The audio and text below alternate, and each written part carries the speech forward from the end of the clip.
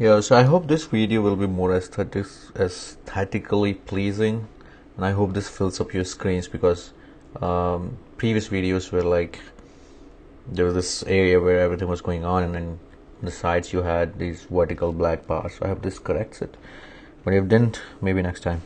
Anyways, so we have series connection or series combination. A series combination is combination when you have got two capacitors like this. Let's say this is capacitor 1 and capacitor 2.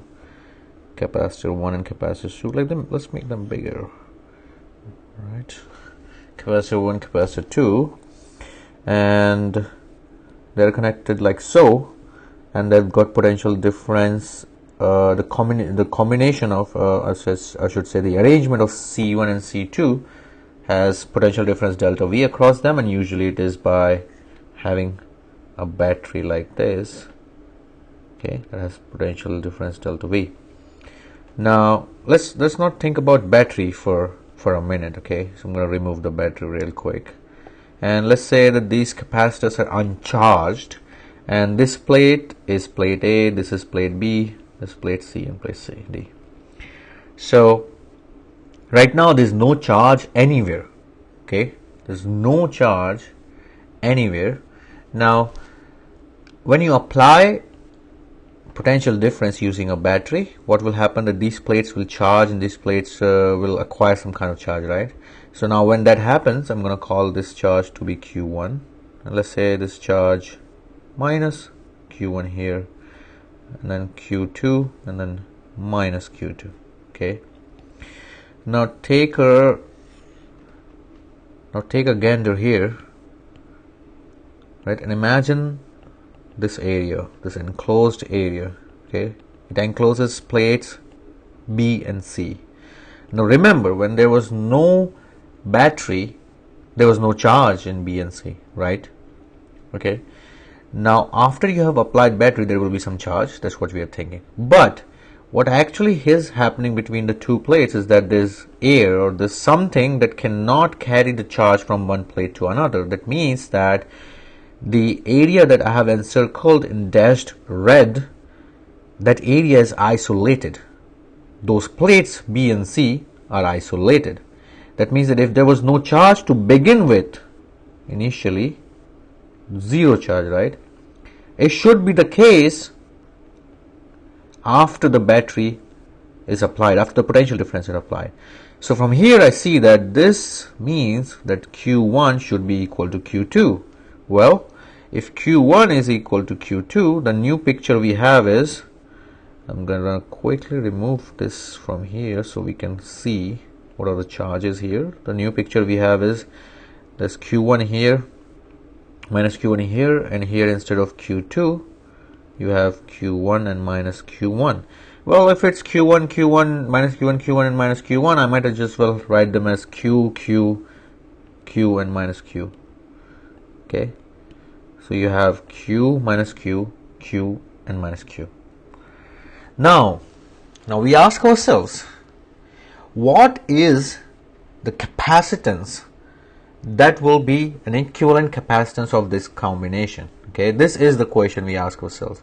So for a moment, I'm going to make it smaller, copy it, paste it right here, and I'm gonna delete a few distractions from here.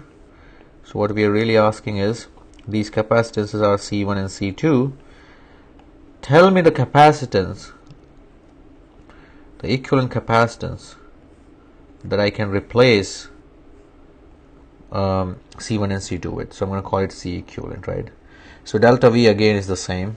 So let's say Q equivalent is on this capacitor, this equivalent capacitor, right? And then we have already established this charge Q here, and then this charge minus Q here. Now if you can see, all right, so I'm gonna make a statement here. I hope you understand it. If you don't, just ask me a question on comments or come to me afterwards. But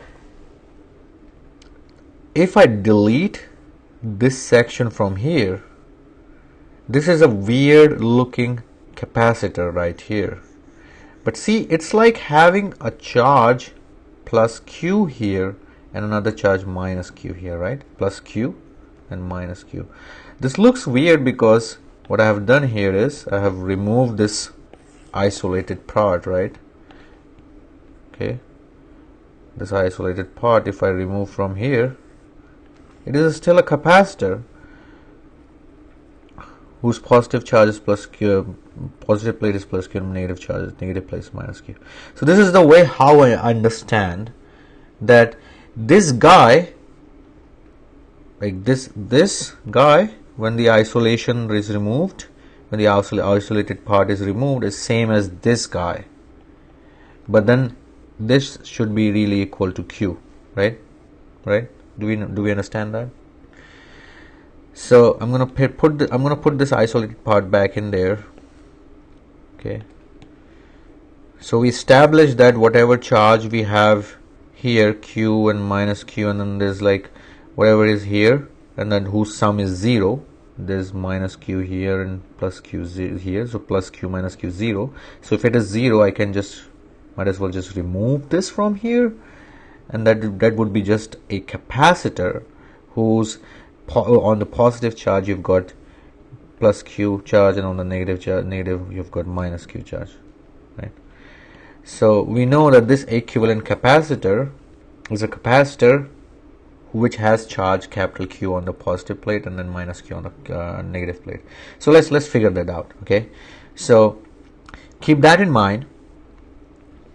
Q equivalent is same as Q, or I should say Q equivalent is same as Q1, same as Q2. Okay, now you've got this arrangement C1 and C2. C1 and C2. Let's say the potential difference is delta V, same drill, and let's say potential difference across first is delta V1, and then potential difference across 2 is delta V2. So this is what I'm saying. I'm saying whatever potential difference they have across the terminals as a combination, as a combination of series, which is delta V, will be same as the sum of the potential difference across each one of them. Okay, do you follow me?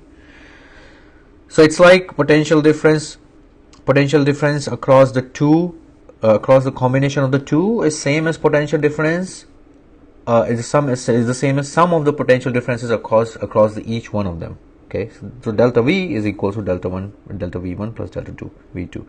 Now you know what's coming. This is coming.